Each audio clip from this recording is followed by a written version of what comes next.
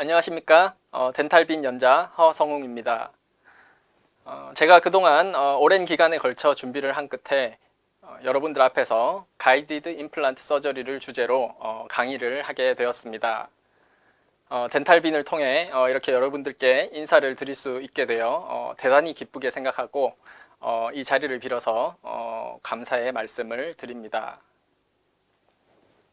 조금 갑작스러울 수 있지만 여러분들은 방금 저로부터 초대장을 하나 받으셨습니다. 그것은 바로 가이디드 서저리라는 새로운 여행으로의 초대입니다. 제 강의를 들어보신 후에 이 초대가 유익했는지 혹은 그렇지 않았는지 또 임플란트에 대한 여러분들의 생각에 어떠한 변화가 생기셨는지 그렇지 않은지 한번 평가를 해주시기 바라겠습니다. 저는 이번 강의를 통해 가이드 서저리에 대한 거의 모든 것을 여러분들과 함께 이야기해 보기를 원합니다. 강의를 시작하면서 먼저 여러분들께 한 가지 질문을 드리고자 합니다.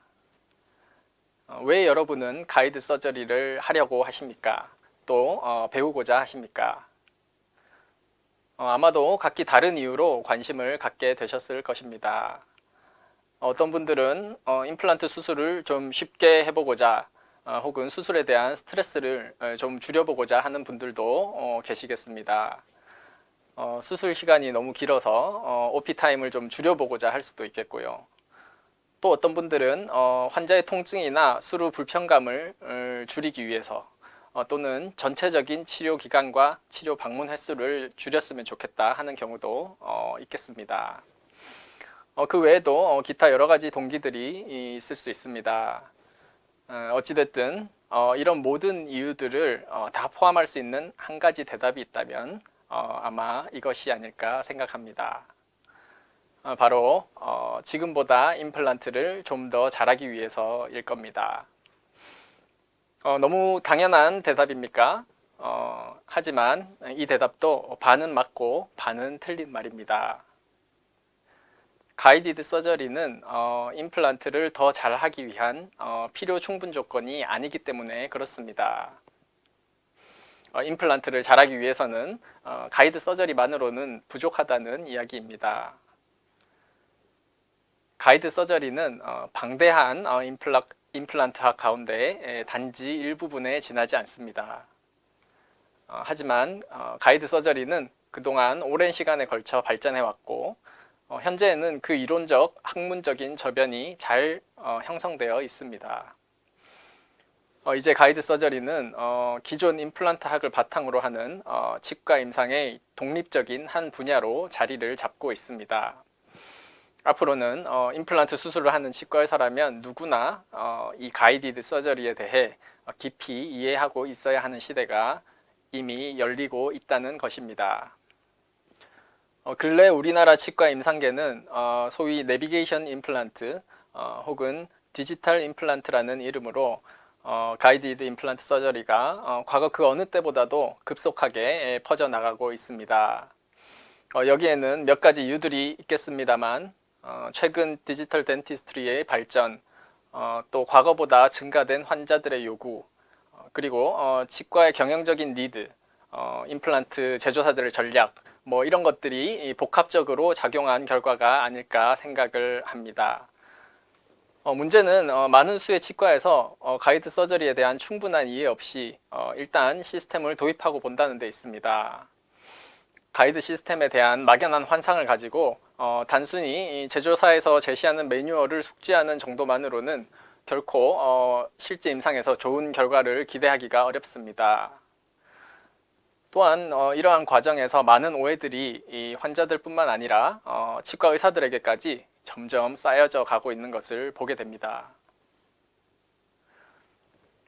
최근에 한 통계에 의하면 국내에서 임플란트를 시술하고 있는 치과가 약 14,000여 개 정도에 달하고 있다고 합니다. 국내 로컬 치과 90% 이상에서 임플란트 수술을 하고 있는데요. 아마 전 세계에서 유례 없이 높은 비율이라 할 수 있겠습니다. 그렇다면 그 중에서 서지컬 가이드를 사용해 본 경험이 있는 치과는 어느 정도일까 봤더니 약 24% 정도가 되고 있습니다. 그런데 그 중에서도 가이드 서저리를 지속적으로 사용하고 있는 비율은 단지 5% 정도에 그치고 있는 것을 볼 수가 있습니다. 이 결과를 보면 조금 궁금증이 생기는데요. 지속적으로 사용하고 있는 비율이 왜 상대적으로 이렇게 적을까 하는 것입니다. 아마 나름의 이유들이 있겠지만 써봤더니 만족을 못했다라던가 아니면 충분한 이해나 준비 없이 도입부터 한 경우가 많지 않았나 하는 분석을 해봅니다. 기대했던 것만큼의 효과를 얻지 못하고 도중에 사용을 중단하는 경우를 제 주변에서도 종종 보게 됩니다. 실제로 가이드 서저리는 임플란트 수술에 있어서 굉장히 많은 장점을 가진 하나의 강력한 무기라고 할 수가 있습니다. 하지만 이렇게 좋은 툴을 가지고도 이것을 언제, 어떠한 방법으로, 그리고 왜 사용해야 하는가에 대해 이해하지 못한다면 그 잠재력을 100% 활용하지 못할 뿐 아니라 오히려 사용하지 않는 것만 못한 결과를 가져올 수도 있습니다. 반대로 여러분들이 이 가이디드 서저리의 본질을 확실히 이해하고 또 그것을 임상에 잘 적용할 수 있게 된다면 정말 한 단계 더 업그레이드된 임플란트 수술을 할 수 있게 될 것이라고 저는 확신하고 있습니다. 자, 여기 케이스를 하나 보겠습니다. 이 환자는 47세의 남자 환자로 저희 치과에서 상하계 7개, 하하계 4개, 총 11개의 임플란트를 식립한 환자입니다. 우리가 치과에서 평범하게 마주칠 수 있는 그런 케이스가 되겠습니다. 이 환자분이 처음 저희 치과에 내원했을 때 이러한 상태로 오셨는데요. 오랄 하이진이 좋지 않은 상태이고 치석 침착이 많이 되어 있고 전반적으로 치주염이 많이 진행이 되고 있는 상황입니다. 그로 인해 심한 동요도를 보이는 치아들도 다수 보이고 있습니다. 골질은 비교적 단단한 D2본 정도로 예상이 됩니다. 다행히 개구량은 좋은 편이고 특이할 만한 전신질환은 없습니다. 먼저 치주적으로 살리기 힘든 치아들은 다 발치를 했습니다. 다 발치를 하고 나니 이렇게 전치부와 일부 소구치만 남은 프리엔드 케이스가 되었습니다. 자, 이제 이러한 상황에서 여러분들이라면 어떠한 계획과 순서로 치료를 진행하시겠습니까? 보통의 경우라면 우선 CT 촬영을 하고 술전 분석을 하겠죠. 각각의 무치약 부위에 대해서 몇 개의 픽처를 어느 위치에 위치시킬 것인가를 결정하고 상악동의 형태, 또 하악관과의 거리, 골 폭이나 가용골의 양, 치조골의 형태, 본 디펙트의 유무 등등을 분석한 후에 그에 따라 치료 계획을 설정하면 되겠습니다. 술전에 계획을 할 때는 3차원적으로 어디가 가장 이상적인 식립 위치이며 그에 최적화된 픽스처의 직경과 길이는 어떻게 되고 또 이들을 어떻게 서로 스플린트 할 것인가에 대한 고민도 포함이 되어야 하겠습니다. 필요하다면 상악동 거상이나 GBR에 대한 계획도 추가가 되어야 하겠고 이때 사용될 이식제와 멤브레인, 수처 머테리얼 등의 내용들도 미리 술전에 고려가 되어야 하겠습니다. 그러고 나서는 이제 통상적인 방법으로 수술을 시작하시면 되겠죠. 자, 그런데 만약 가이드 서저리를 하게 된다면 수술을 시작하기 전에 이렇게 서지컬 가이드를 먼저 제작하는 과정이 필요하게 됩니다. 해당 증례에서도 환자의 CT 데이터를 가지고 미리 프로그램 상에서 가상의 플래닝을 한 다음 가이드 디자인을 하고 그것을 프린터로 출력을 해서 이렇게 상하 2개의 가이드를 제작을 했습니다. 방금 보신 서지컬 가이드를 이용해서 실제 환자에게 수술을 한 결과입니다. 첫 수술 시 이 상하계 7개의 임플란트를 식립했습니다. 상악동 거상은 하지 않았고 술전 평가를 바탕으로 계획했던 그 위치에 그대로 식립이 되었습니다. 마찬가지로 두 번째 수술 시에는 하악에 4개의 임플란트를 식립을 했습니다. 상악과 하악 모두 플랩리스로 진행을 했기 때문에 픽스처를 썸머지 시키지 않고 힐링 어버트먼트를 연결해서 모두 1회법으로 수술을 마쳤습니다. 단 2번의 수술로 간단하게 원하는 위치에서 최종 보철물을 올리고 치료는 마무리가 되었습니다. 사진은 이후 2년 6개월째 팔로우업을 하고 있는 모습입니다. 해당 수술을 요약하면 이렇습니다. 상악 무치악 부위에 2개의 서지컬 가이드를 사용해서 총 11개의 임플란트를 2번에 걸친 수술로 식립을 했습니다. 한 번 수술에 걸린 시간은 약 40분 정도였고 플랩은 거상하지 않고 모두 플랩리스로 진행을 했습니다. 상악동 거상이나 GBR 역시 하지 않았고요. 식립 2개월 후에 커스텀 어버트먼트와 지르코니아 브릿지로 최종 보철을 완성했습니다. 픽스처는 오스템 CA 사용했고요. 가이드 시스템은 오스템 원 가이드를 이용했습니다. 현재까지 2년 반 정도 팔로우업 하고 있는데 특별한 컴플리케이션은 없습니다. 자, 이런 내용들을 보시면 어떻습니까? 기존의 프리핸디드 서저리에 비해서 가이디드 서저리가 가지는 장점이 굉장히 많아 보이지 않습니까? 하지만 제가 이 케이스를 통해서 강조하고자 하는 것은 사실 이런 부분이 아닙니다. 물론 가이드 서저리의 이런 장점들도 충분히 좋은 내용이지만 오늘은 다른 한 가지 부분을 여러분들께 꼭 말씀드리고 싶습니다. 만약에 지금의 제가 타임머신을 타고 2년 전 그날로 돌아가서 똑같은 이 환자분에게 다시 똑같은 수술을 이번에는 가이드 없이 한다고 한번 가정을 해 보겠습니다. 그렇다면 저는 절대로 2년 전에 제가 했던 것과 똑같은 결과를 낼 자신이 없습니다. 지금의 제가 2, 3년 전보다 실력이 많이 늘지 않아서 그럴까요? 그럴 수도 있겠습니다. 그렇다면 한 10년 동안 더 열심히 임플란트를 심고 제 자신을 좀 더 업그레이드 시킨 다음에 다시 돌아가서 똑같은 수술을 한다면 어떻겠습니까? 뭐 조금 더 나아질 수는 있겠습니다만 여기 보이는 11개의 임플란트를 단 하나의 실수도 없이 지금의 위치보다 더 나은 곳에 성공적으로 위치시킬 자신은 여전히 없을 것 같습니다. 자, 그런데 이렇게 한번 해보겠습니다. 만약에 제가 과거 이 환자에게 사용했던 2개의 서지컬 가이드를 가지고 다시 2년 전 그날로 돌아간다면 어떻습니까? 만약 그렇게만 할 수 있다면 저는 이 환자를 언제 어디에서 또 몇 번을 반복해서 수술하든지 관계없이 이 그림과 똑같은 결과를 만들어낼 자신이 있습니다. 그뿐만이 아닙니다. 만약 제 강의를 다 들으신 누군가에게 제가 이 2개의 서지컬 가이드를 드리면서 이 환자분께 임플란트를 좀 식립해 달라고 부탁을 해본다고 한번 가정을 해보겠습니다.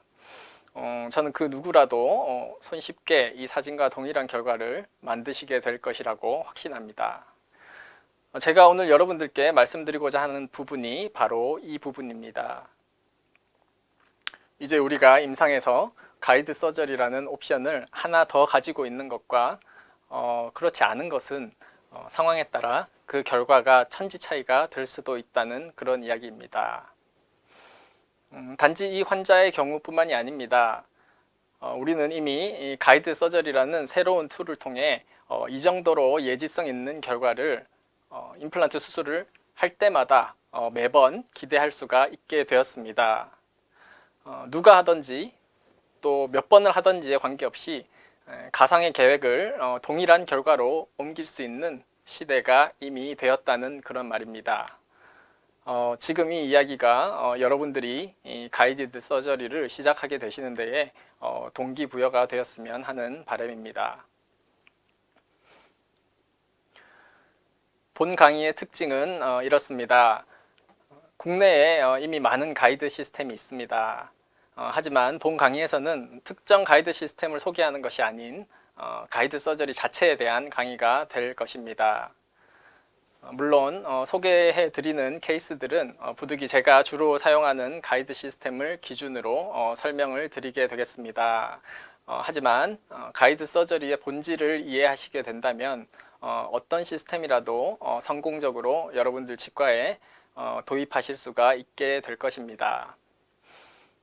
가이드 서저리에 대한 이론적 그리고 학문적 근거를 정립하는 강의가 될 것입니다. 논문과 데이터, 케이스들을 통해 임상적인 근거를 제시하도록 하겠습니다. 또 여러분들이 치과에서 가이드 서저리를 하시는데 필요한 실제적인 지식과 노하우를 공유하도록 하겠습니다. 그리고 본 강의를 통해서 가이드 서저리에 대해 가지고 있던 기존의 오해들과 잘못된 인식들을 바로잡는 기회가 될 것으로 그렇게 기대를 하고 있습니다. 다음은 강의에 구체적으로 들어갈 내용들입니다. 먼저 가이디드 서저리를 왜 해야 하는가에 대한 동기부여를 할 예정이고요.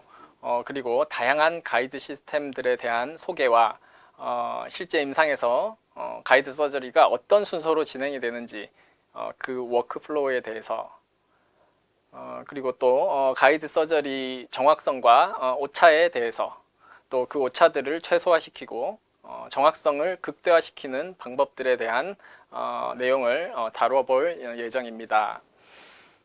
가이드 서저리의 인디케이션과 컨트라 인디케이션 그리고 리미테이션과 컴플리케이션에는 어떤 것들이 있는지 그리고 케이스별로 어떤 점들을 주의해야 하는지 그 외에 서지컬 가이드의 활용과 응용 방법 등에 대해서도 다양하게 이야기를 해보도록 하겠습니다. 여기 론리 플래닛이라는 여행 책자가 있습니다. 어쩌면 여러분들도 아마 한 번쯤 들어보셨으리라 생각을 하는데요. 1973년에 처음 창간이 돼서 전 세계의 아름다운 곳들을 소개시켜주는 유명한 여행 안내 책자입니다. 정말 세상에 아름다운 곳들이 많지 않습니까? 저도 참 가보고 싶은 곳들이 많이 있는데요. 그런데 예전부터 저는 왜 이 책 이름을 론리 플래닛이라고 했을까? 직역하면 외로운 행성 아닙니까? 왜 이름을 이렇게 지었을까 늘 궁금했었습니다. 그런데 제가 치과에 찾아오는 환자들을 보다 보니 언젠가부터 어떤 임플란트를 보면 아주 외로워 보인다는 느낌을 받게 되었습니다. 뭐 이런 경우들인데요. 아주 외로워 보입니다. 어떤 이유에서인지 식립한 지 오래되어 보이지만 보철물조차 올라가지 못하고 있습니다. 왜 저 임플란트는 저기 혼자 저렇게 남게 되었을까? 이런 생각들을 하게 됩니다. 여러 개가 있어도 마찬가지입니다. 왜 이렇게 되었는지 잘 모르겠지만 임플란트가 좀 외로워 보입니다. 제가 이번에 강의를 준비하면서 검색을 좀 해봤는데요. 원래 론리 플래닛이라는 이름이 탄생하게 된 배경은 창립자인 토니 휠러라는 분이 조 카커의 노래 스페이스 캡틴이라는 노래를 듣다가 러블리 플래닛이라는 가사를 듣게 됩니다. 아름다운 행성이죠. 그런데 그것을 론리 플래닛이라고 잘못 알아들은 것이 계기가 되었다고 합니다. 그런데 이분은 이 단어가 더 그럴듯하게 들리고 마음에 와닿아서 그대로 책 이름으로 사용을 하게 되었다는 그런 이야기입니다. 론리 플래닛이 지금은 유명한 여행 가이드 책자가 되었지만 우리가 매일 접하는 임플란트 수술, 외로운 임플란트가 아니라 러블리한 임플란트가 되어야 하지 않겠습니까? 이 사진은 제가 환자들에게 직접 사용했던 서지컬 가이드의 일부입니다. 많은 케이스들을 거치면서 시행착오도 경험을 해보고 문제를 해결하기 위해 논문과 자료들을 찾으면서 가이드 서저리에 대해서만큼은 누구보다도 많이 고민하면서 이 강의를 준비했습니다. 자, 여러분들도 가이드 서저리 한번 시작해 보기 원하십니까?